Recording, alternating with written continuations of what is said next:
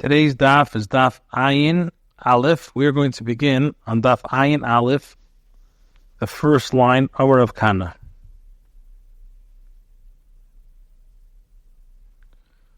Our of Kana Marav, Rav Kana says in the name of Rav, Chedesh, Sheyachal Daber Metech Aksav, with regards to a deaf mute who was once, like Rashi says, was once normal, and now he became a deaf mute, and he's not able to speak.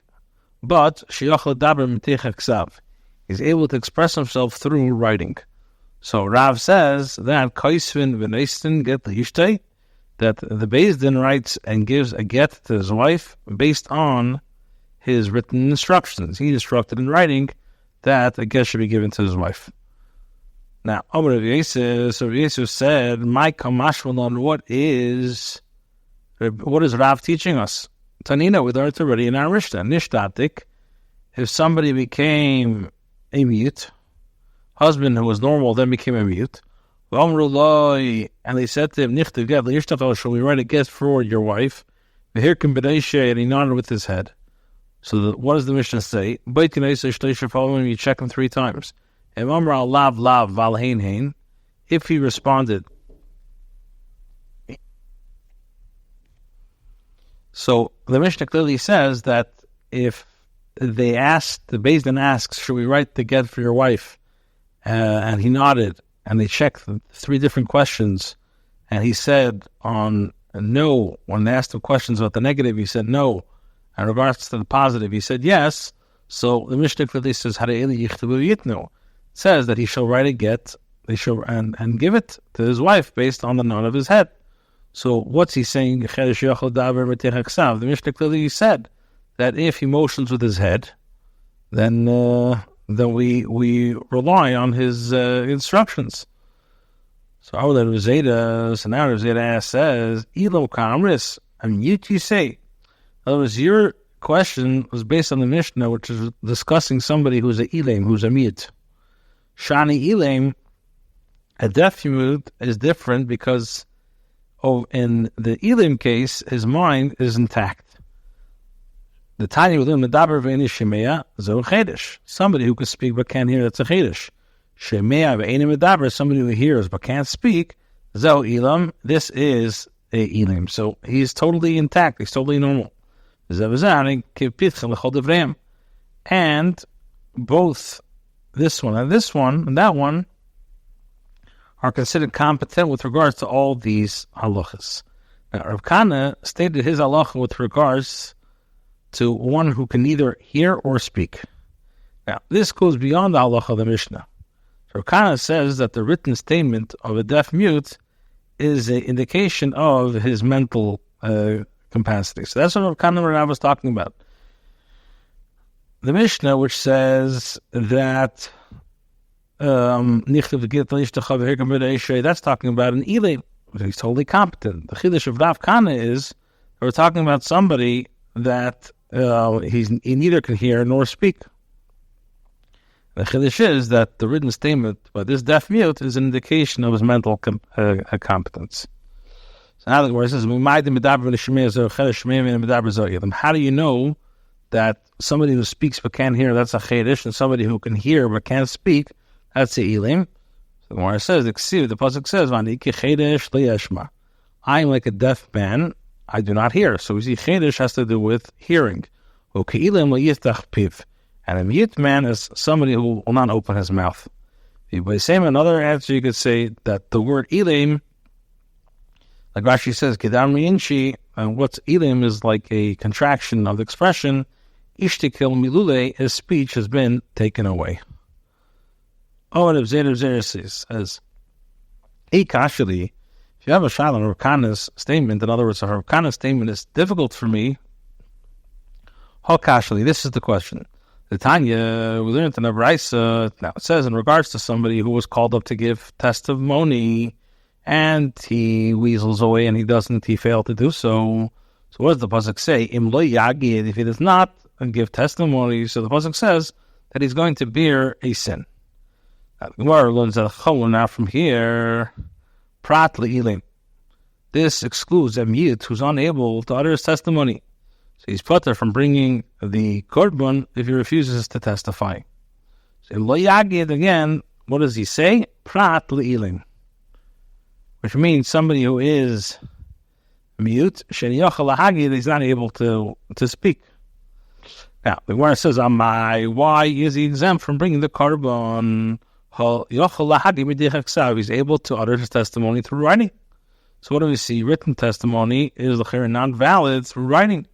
So that's what Abzera says. How can Rav say this? The written statement is good. If written statement would be good, so the Elaine, he should be chayiv to bring the korban because he's able to write down his testimony on Ksav. So Abaye said to him, Eidus Karmis, you say about testimony, Shani Eidus Rachman Amri Pihem V'lo Yiksavim. Eidus is different because what does the Torah say? The Torah says from their mouths, which emphasizes a testimony has to come from the witnesses' mouths and not from the writings. Okay, then Rashi is a whole shaila, the chayra, how do we trust any testimony that comes through Ksav if the Torah says Pihem V'lo Yiksavim? Akalpanim, according to Abaye says the Eidus is different because it's exerts a custom mipihem v'lo mipi ksav. Meisvei, they asked the Shaila, they raised an objection that was based on the Brisa. Brisa says, Shem shabaytin oiseh legitin, kach baytin oiseh lemasayis, lematonis, leidus, leidus. Just as the Chachamim of the Beis Din investigate, in other words, a person who lost his ability to speak with regards to Gittin, so too the Chachamim investigate with regards to business transactions, testimonies, and Yerusha's inheritance. In any event, what does it teach us? Adiyus, testimonies, which proves that even one unable to speak can give testimony. Or we're talking about, it's referring to an Adis of a woman, the Kila B'Rabbanan, which the Chachamim are mekel and are allowed testimony that will not normally be accepted, as we know when it comes to agunas for mekel, in order for her to permit her to remarry. So Mar says, "Vaktani Yerushais," but the Torah speaks it says clearly about inheritance, which seems to be referring to money matters, where proper testimony is required. Amar Ravo said that Yerusha's b'nei abechor. The Bryce is referring to inheritance of his firstborn son, meaning that he's not testifying about other people's property, but testifying which one of his sons is the bechor. Since this edus is considered to be a division of the property that belongs to him, the testimony of one who's unable to speak is valid. The Gemara continues now. The Gemara says, in any event, what does the Brisa say with regards to business transactions? So the Chayra my lav la'alma does not mean that a ilim and meat can testify with regards to business transactions for everyone else. So the Gemara says no. It means like the idea means to himself. The Brisa is saying when an ilim conducts business, the Beis Din must first check if he's mentally capable. Basically, they asked a shaila from a Brisa, Chedesh with regards to deaf mute, the whole chubeachar limizoisov, bachar kvitzesov, bachar ksav yodi elov talflon. With regards to deaf mute, the Beis Din follows his signals. The Beis Din follow his signals and follow the movements of his lips and follow his handwritings for matters of buying and selling when it comes to metalton. So this appears to be a sort of kind of statement that is permitted for a ilim husband to give written instructions to divorce his wife. It only works by metalton. So Mara says, Tanoihi, this is a machlekes Tanoim. The Tanya we learned in a Brisa, Amr of Shimon Gamliel. Shimon Gamliel says, Medvan Mamurim. In what case does the Beis Din not rely on written testimony of ilim with regards to a get? Is bechedesh miikari, only in the case where the deaf mute was deaf from the outset. In other words, when he was born this way. But in a case where he is competent and then he became a chedesh, he could write instructions to give a get for his wife, and the witnesses should sign it according to the opinion of Rav Kana. So the Gemara says, asks, and a person who's a deaf mute from the outset cannot give written instructions with regards to a get. Just as he marries her with with the remes without speaking, so to he divorces her with a remiza. So my answer is if the Bryce is referring to his wife, then you're right. Hachanami, indeed, this would be the case that he could divorce her through remiza, because such a marriage is not fully valid according to Minatera. Hachamai, what are we talking about? We're talking about a yevimtai. In other words, his sister-in-law, whose husband, his brother, died childless, to whom he performed ibum, and now he wants to divorce her. So now this is a full-fledged marriage. So Mara says, Yivimtim iman. Is Yivama from whom? If you say that he fell to him from his brother who was also deaf mute, just as her marriage to the brother was through a remiza, so to her divorce from the Yivima can be through a remiza. Rather, she fell to him from a competent brother.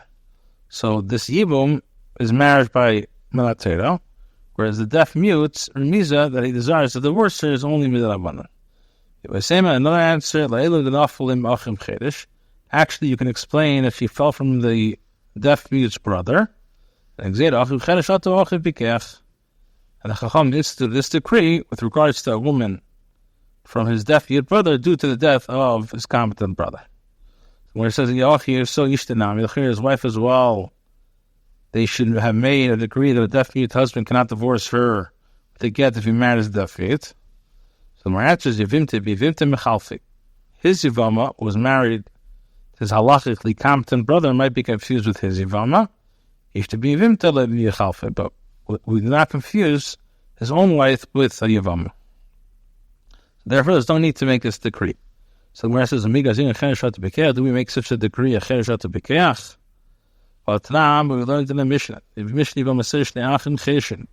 a case where two deaf mute brothers whose marriage is valid midrabanan, as soon as the achis pikhois married two halachically competent sisters,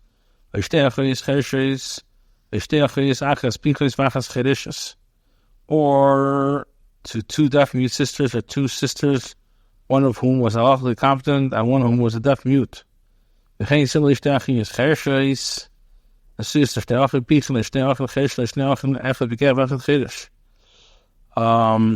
two sisters, one who was halachically competent and one of whom was a deaf mute. Similarly, if there are two deaf mute sisters, which the marriage is valid, that Rabbanan married two halachically competent brothers, or two deaf mute brothers, or two brothers who was halachically competent and the one who was deaf mute.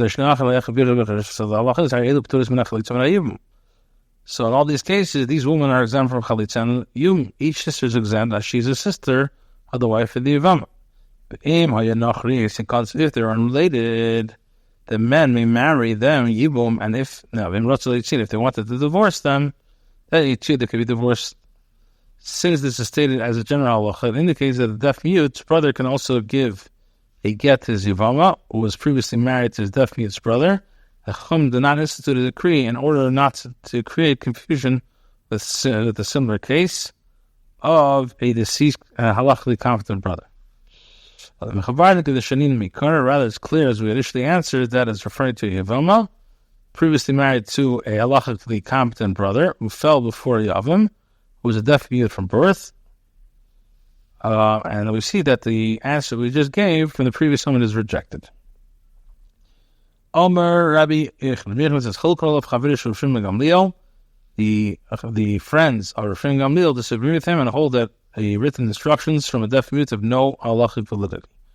When Rabbi says, we also learned this in the Mishnah, that a non-verbal instructions are insufficient to initiate a divorce, even for one who was born with the ability to hear and became a deaf mute. Instead, if one became a shaita after a wedding, the Chacham of the husband not allowed to divorce her. If the husband became a deaf mute or a shaita, he can never divorce her, and he's not have the legal competence to grant her the divorce. So the Gemara explains, what is the reason that the Mishnah emphasizes that he can never divorce her? Must be that even though he can communicate through writing. So the we see that communicating in writing doesn't work. So Rabbi says, if not for the fact that Rabbi Yechman teaches us that there is a machlekes between Rishon Gamliel and the Chachamim, I would say that Rishon Gamliel is coming to explain the Tanakama. And what does a lamis mean? Even though we see a sharper meaning of examining his gestures. These indications are not sufficient to warrant a divorce. Despite this, if we're to issue a written instruction to divorce his wife, they would be followed. Alternatively, Rabbi Greenwald says, just as it's permitted to divorce the halachically competent woman against her will. Now, what's the reason the Chacham said that she should not be divorced, so that she will not be treated as a ownerless property? If she has no husband to protect her and she's unable to protect herself, she may be treated as a hefker property by anyone who wishes to have relationships with her. So by contrast, if the husband is a ilim or a shaita, then he cannot divorce her. This is why the Mishnah stresses only that the husband may never divorce his wife in the case where he becomes halachically incompetent. But now when it is his wife who becomes a deaf mute or a shaita, or to demonstrate the difference between the two cases in terms of minatera.